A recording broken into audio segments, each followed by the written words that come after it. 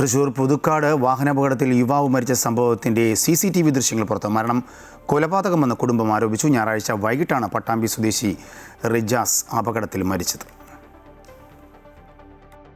റിജാസിനെ ബോധപൂർവം ഇടിച്ചതാണ് എന്നാണ് കുടുംബത്തിന്റെ പരാതി. സംഭവത്തിന് 10 മിനിറ്റ് മുൻപ് ഇടിച്ച വാഹനത്തിലുള്ളവരുമായി റിജാസും സുഹൃത്തും വാക്കുതർക്കമുണ്ടായി. അതിന്റെ വൈരാഗ്യത്തിൽ മകൻ സഞ്ചരിച്ചിരുന്ന ബൈക്കിൽ കരുതിക്കുട്ടി തമിഴ്നാട് സ്വദേശികൾ വാഹനം ഇടിപ്പിക്കുകയായിരുന്നുവെന്ന് പിതാവ് പറയുന്നു.